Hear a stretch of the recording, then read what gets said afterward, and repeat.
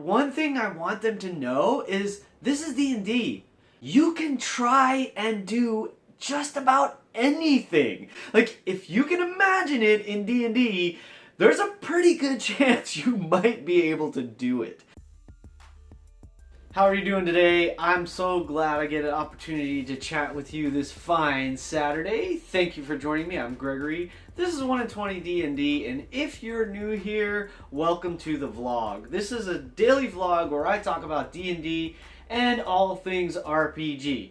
Lately, we've been talking a lot about video games. I guess I've just found this week that video games were the hot topic between the classics enhanced that are going to be released on the consoles to Baldur's Gate 3 being announced. I guess E3 was really exciting this year. E3 is a convention that for video games and the gaming industry every year, specifically video gaming industry, that's pretty amazing. I got the chance to go many years ago. I would love to go back and see it again just because things have changed so much. Now, tonight I have the honor and pleasure of introducing a player to Dungeons and Dragons. This is someone who is into video games and has been interested and excited about learning Dungeons and Dragons, but hasn't had a chance to play. So I'm super thrilled. I'm also feeling a little nervous. Not hugely nervous, but it's a burden because I want to make the experience first and foremost fun. Like, that to me is the ultimate goal of every D&D session, is that everyone has a good time playing.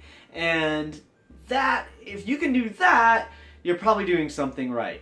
Now, with that, when someone is being introduced, in my mind, there are some basics that I want to establish so that whether this person plays ever again with me or ever again with someone else at another table or another group, they've got some just foundational basic stuff. Like, one thing I want them to know is this is D&D.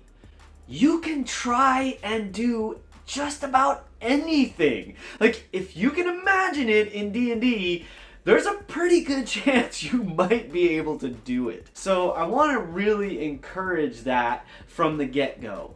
The other thing that's, I think, kind of important is, well, I've talked about lines and veils this week. So one thing I want to establish right away is communication. I want the player to know how I want to be open with them. I want them to know and feel comfortable, like they can ask me anything about the game, they can ask me anything in the game.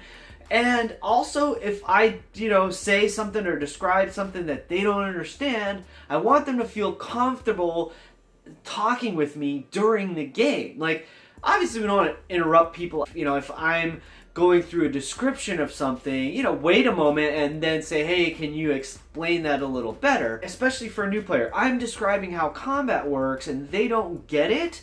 I absolutely want them to feel comfortable asking, wait, how does that work? And I think this is true at any game, at any table.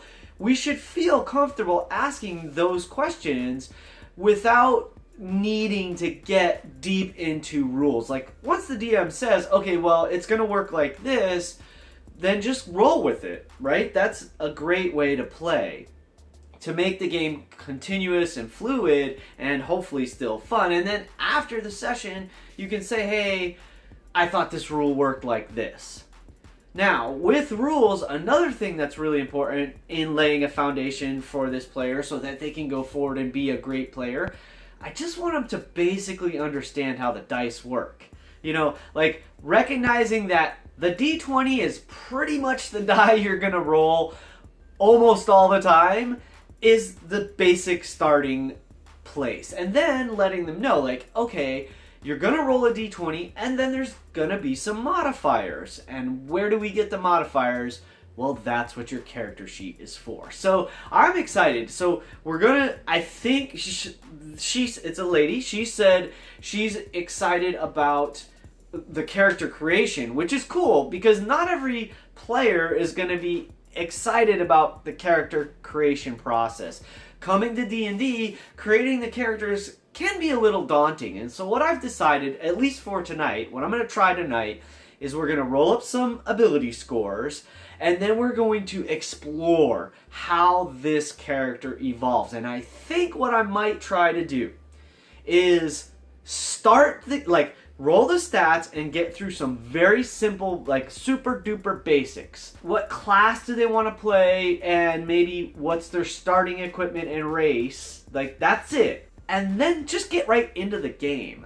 Like, I might even on some level start role-playing, like for instance, if the person was going to play a fighter, how did you learn to fight? Maybe you were in a training academy. Maybe you were in the local militia, and they started teaching you how to fight with a longsword and a shield. And so when you're ready to become an adventurer, your old, teacher, instructor sits you down and hands you a shield and hands you a sword and says, "Good luck, friend," or something. I don't know.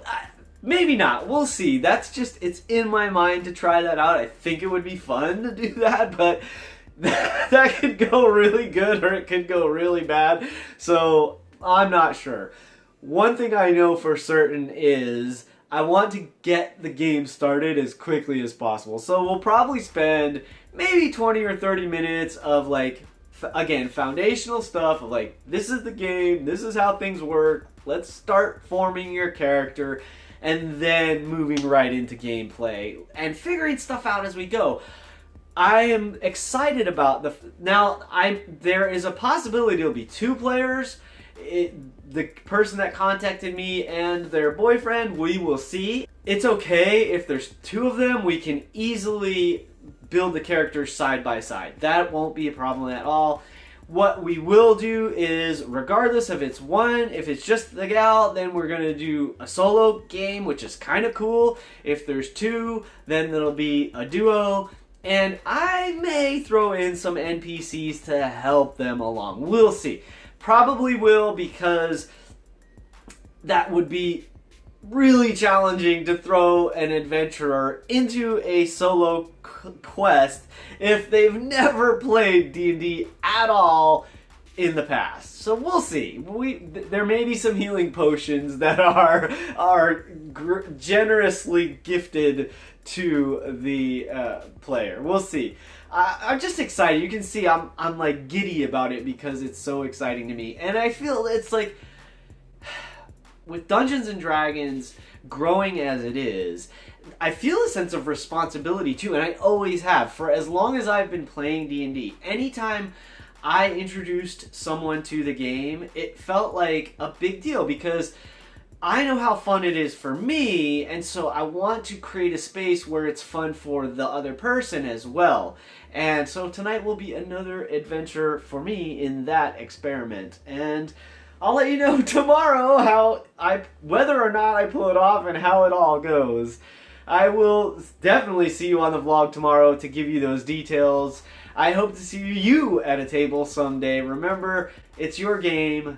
Play your way and keep rolling 20s. This is the plan. We're gonna meet this evening. Oh boy. We need some help here. If there's 2, that's fine. We can do it, conjointly. And we can do it. Oh boy, this is another one for the end.